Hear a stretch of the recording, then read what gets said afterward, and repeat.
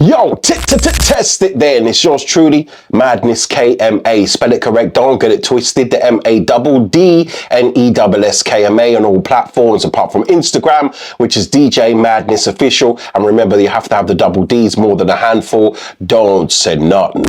So we're back once again with another Hidden Dubs this week on my music production timeline as we continue going through the years. So my last recent post was on 2001.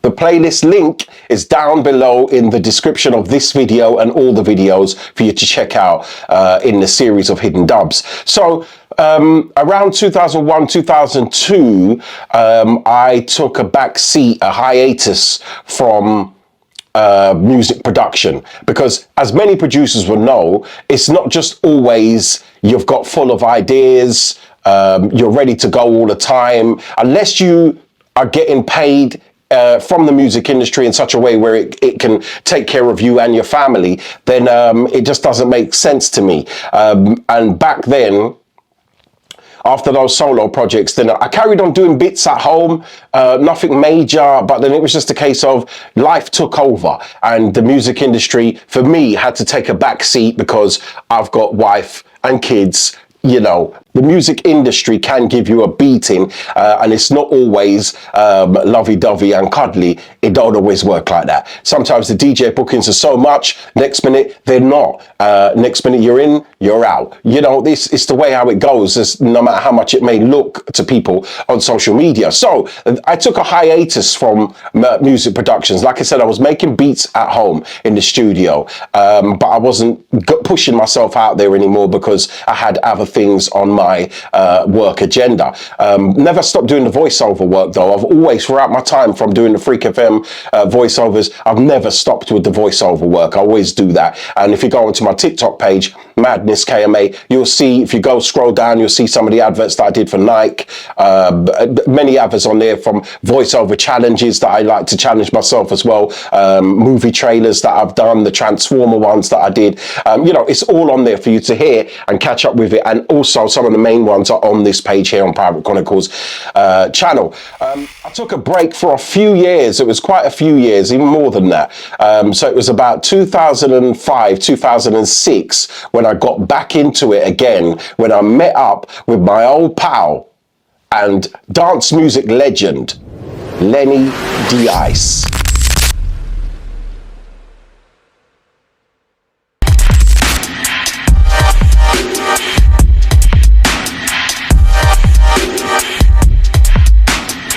Yo, it's the veteran Maddness right here, one half of the Maddness QC, it stands for Quality Control.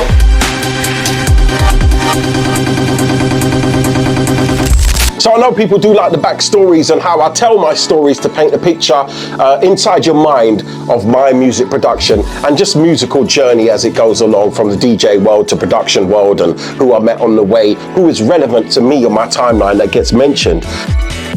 And Lenny D-Ice is one of those guys, because we knew each other from the scene from, you know, the 90s coming up. And I buck him up in East London and we said, you know, let's get on the production team. I said, what are you doing now with production wise? And, you know, everybody knows Lenny for the Big Classic, which was a lot people label as the crossover track from the hardcore days. In fact, from the acid house days, hardcore, to the early inception of jungle. We Are E is one of those classic anthems that will never ever die, and everyone plays it through a multi-genres of sets because it works, right? And it's got that feel of 4/4, it's got the ragga bass line in it, it's got that sample chant that's in there, We Are E. And you know what? Of Arms House Records in the jungle scene as well. So I wondered what was he up to, and we got to reason in, we got to link up, and went down to his, and we sat down, we had a chat, and you know, we just hit it off in a big way, as in like we just vibed. Everything we did was a vibe, a connection, do you know what I mean? And I always give thanks for that. I'll never forget it, because it was at a time where I had no intention of putting no music out or doing anything on, you know, I was still DJing, but it wasn't really at the forefront of my, you know, life agenda. So we decided to say, okay, let's do some collaborations together. And that was the birth of Maddness.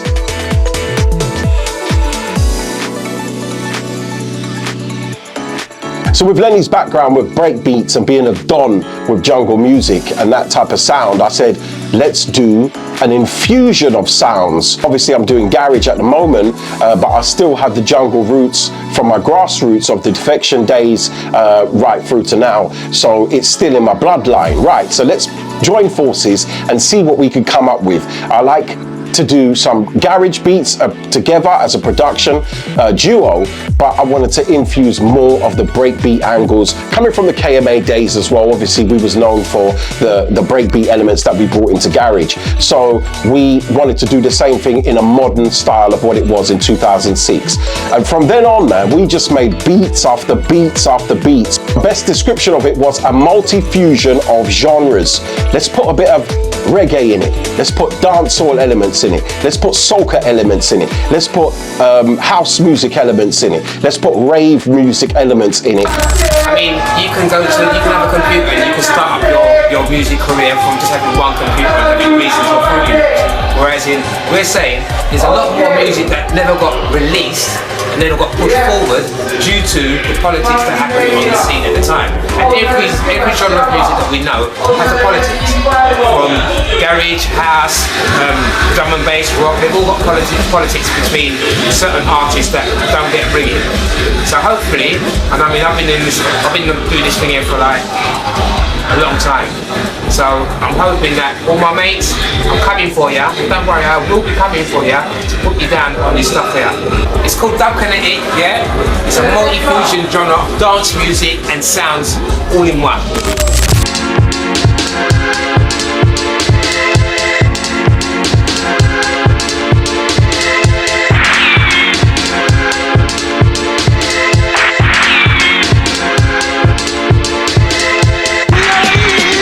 We started off with working on the reworking of We Are E, the classic. So we done like it was a funky house type of breakbeat mix that we did for that. So you see what I mean? We was on that type of flex and we said, let's just keep going with this, man, because no one else ain't doing a multi-fusion of genres in it. So let's just continue.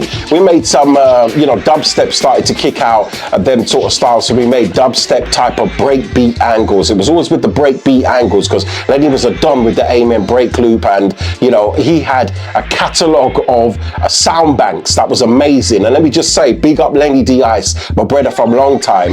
He is a genius in the studio for engineering. We could go to anybody's studio and he could plot up and just take over, basically. Do you know what I mean? He knows his bits and he could just talk you through it even on the phone. I used to ring him all the time, Len, with my computer, I need to do this. He went, what you need to do is, and he's one of those guys, he was a doctor for that kind of sound and a genius when it came to musical engineering. So with that combination of my elements to his elements, the vibe was right. So we continued making untold amount of beats, which basically led on to a sound in about 2008 that we called Dubkinetic. Annihilation.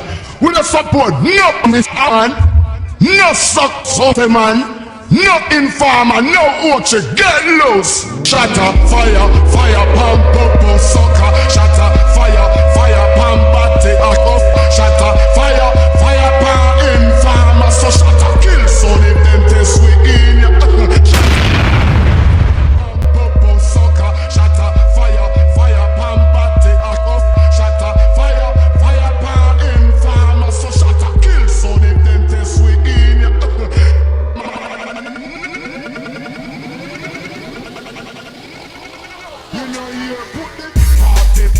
Okay, cool. So along that timeline from 2006, when me and Lenny was doing our side as Mad Ice Productions, then because I had the feeling it was my creation, so it was the case of this sound, I just couldn't stop with it. And after having a writer's block for some years, and like I said, life takes over as a music producer to normal, regular 9 to 5, then it was the case of I can't get these ideas out of my head, and I just kept popping up with what I should remix and what I should sample and rework and make that into something new with the Dubkinetic sound. And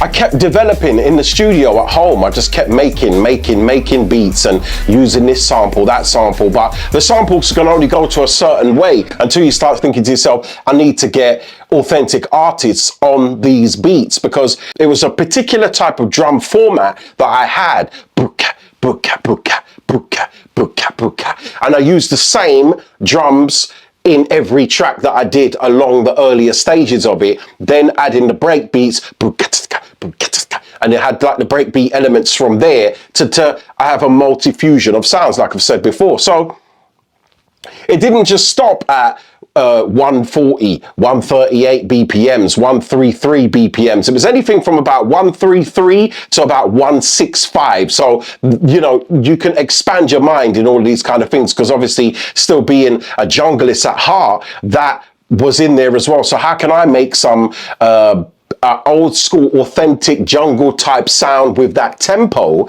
as well as infusing the rest of the Dubkinetic sound, which is a multi-fusion of genres.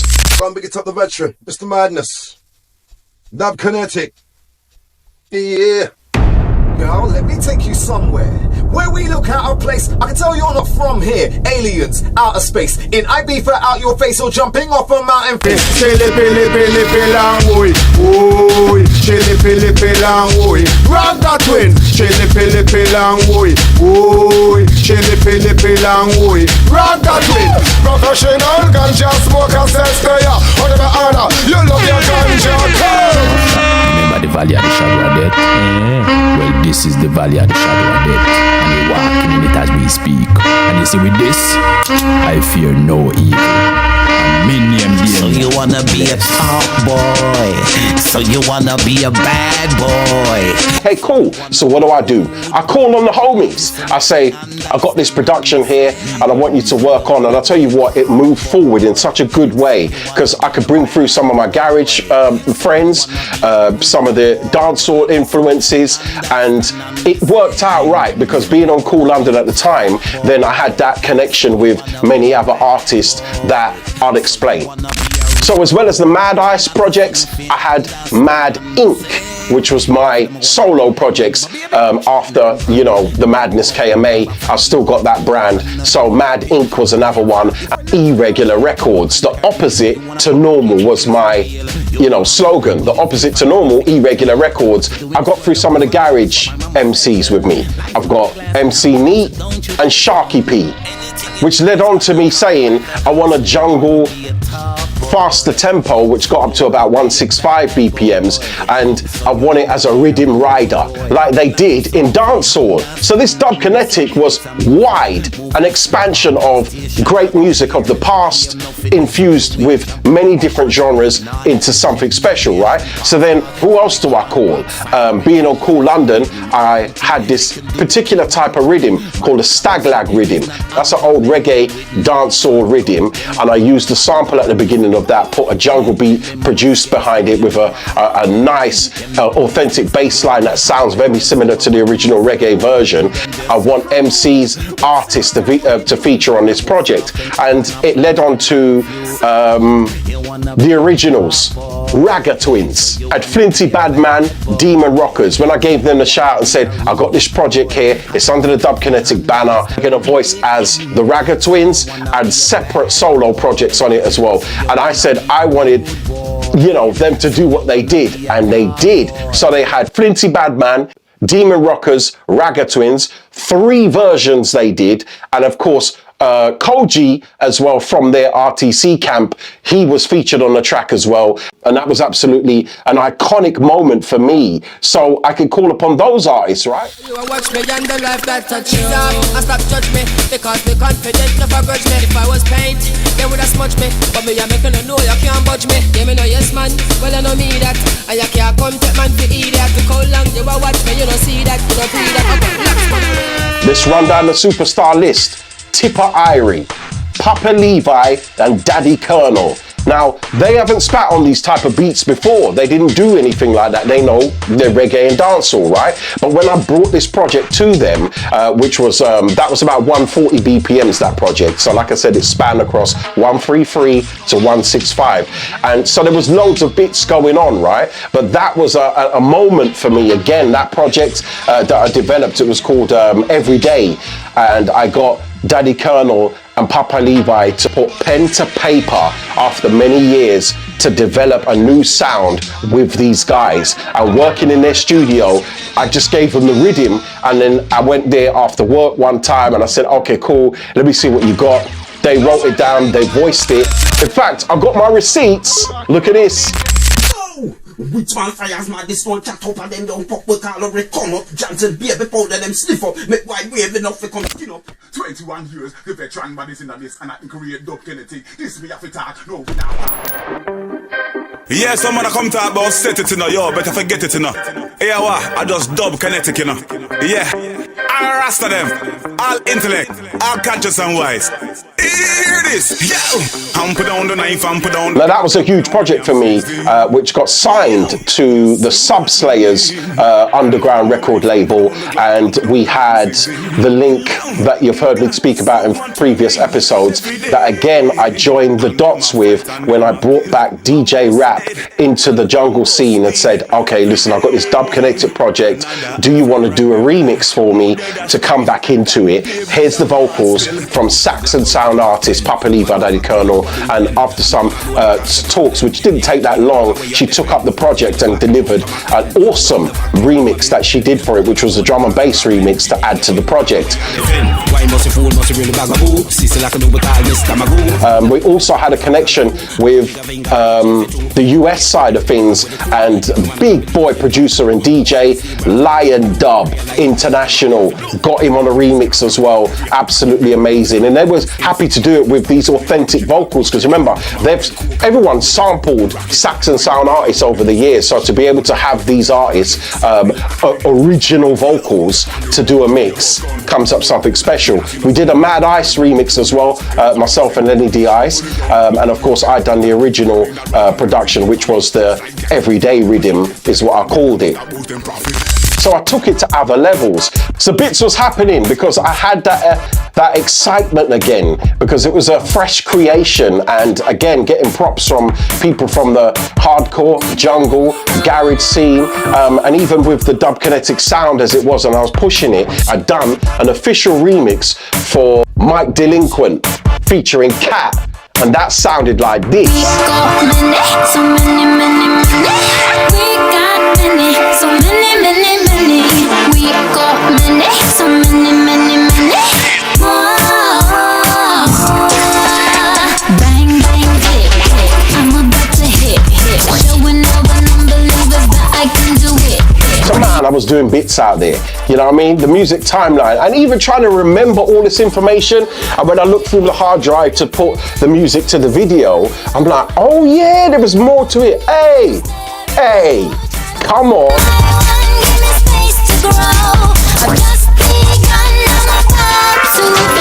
You know what I mean? But it's good to be able to have brought in people, and I've always said if something part of my ethos was joining the dots. It's like I do these videos here to give you the information along, and I just called the series Hidden Dubs because it originally started from the dub plates that I found in storage of the music production, and then here I am telling the music production timeline of the KMA side of things with myself and Six of KMA and Melissa K, and also moving along to the solo projects to where we are right now in this video. Stay here right now and subscribe. Down below, just subscribe. Pirate Chronicles series, help me to get to over 1,000 subscribers. I'll keep asking that in every video until you do it, and we can keep going forward. It doesn't cost you anything, man. This is Maddness Kma. I'm out.